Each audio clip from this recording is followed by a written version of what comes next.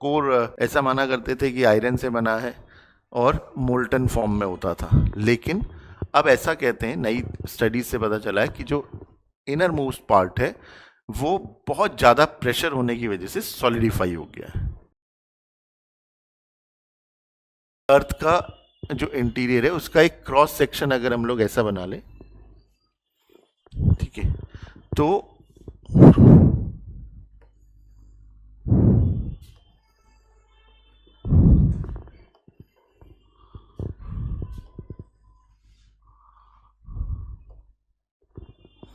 अर्थ के इंटीरियर का एक क्रॉस सेक्शन देखेंगे तो वो कुछ ऐसा सा दिखेगा।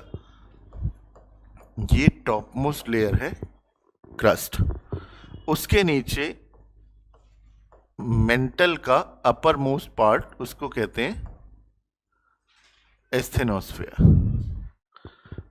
ये मेंटल है,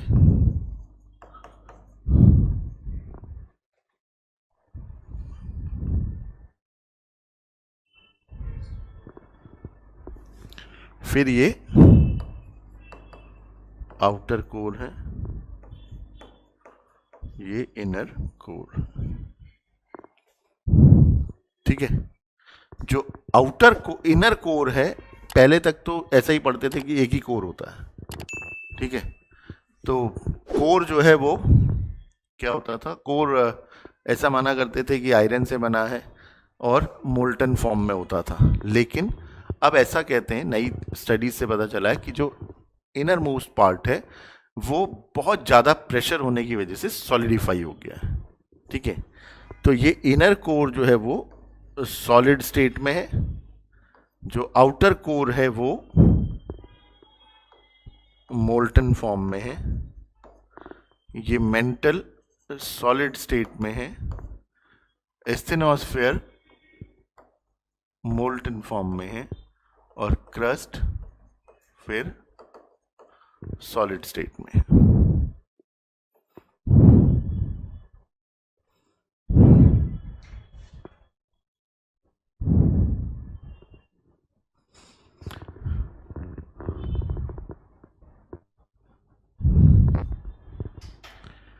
जो इनर कोर है वो ऐसा माना जाता है, रफली it is around 1255 kilometres in depth. जो आउटर कोर है वो सम 2220 किलोमीटर्स।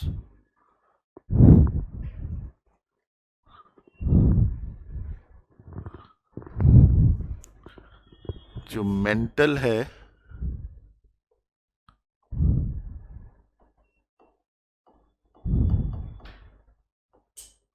करीब 2900 किलोमीटर गहरा है मेंटल, या मोर स्पेसिफिक टू बी 2895, और क्रस्ट जो है वो वेरी करते हैं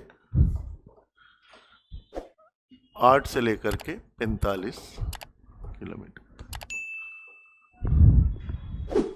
ठीक है। जहां पर समुद्रों की गहराई है वहां पर क्रस्ट बहुत वीक है, और जहां पर पहाड़ बड़े बड़े हैं वहां पर वो खूब थिक है।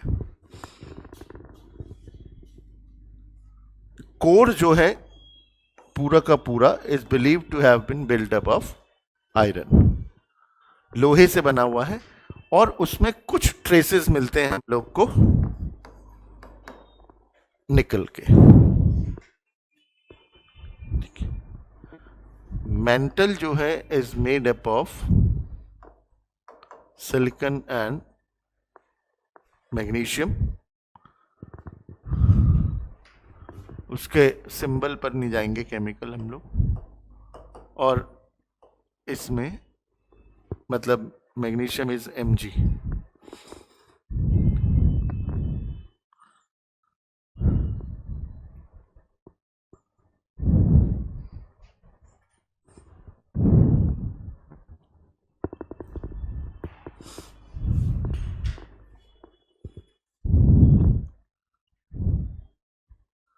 जब हम लोग यहां से शुरू होते हैं अर्थ के इंटीरियर मोस्ट पार्ट से और ऊपर की तरफ चलने लगते हैं, तो यहां से शुरू हुए सॉलिड प्रॉपर्टीज के साथ कंटिन्यूअसली ऊपर जाते हैं और सॉलिड हम लोग को नजर आता है कोर। लेकिन एक ऐसा टाइम आने लगता है 1000 किलोमीटर पार करते कि वो सॉलिड प्रॉपर्टीज धीरे धीरे से कमजोर होने लगती है, और करीब 1250 किलोमीटर आने पर वो सॉलिड प्रॉपर्टीज खत्म होकर के सब कुछ पिघला हुआ मिलने लगता है। मतलब ऐसा सडनली नहीं हुआ, वो धीरे धीरे धीरे से भी यहां पर आकर के सॉलिड प्रॉपर्टीज खत्म हो गई और सब कुछ मोल्टन फॉर्म में मिलने लगा। तो यहां पर क्या हो गया, जो कॉन्टिन्यूटी नीचे से बनी हुई थी वो ब्रेक हो गई। तो यहां पर एक डिसकॉन्टिन्यूटी आ गई, जिन्होंने उसको डिस्कवर किया उनके नाम पर it is called lemons discontinuity.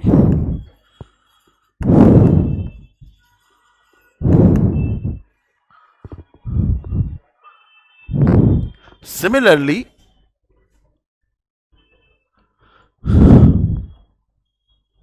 ये मोल्टन फॉर्म के बाद फिर एक सॉलिड फॉर्म आ गई,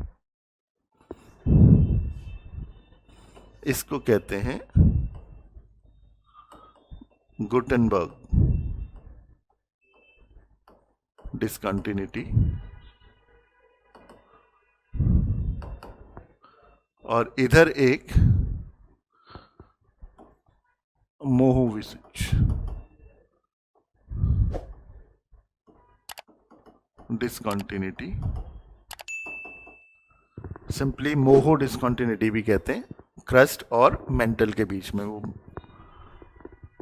जो डिसकंटिन्यूटी आई है because of that asthenosphere which is in molten form.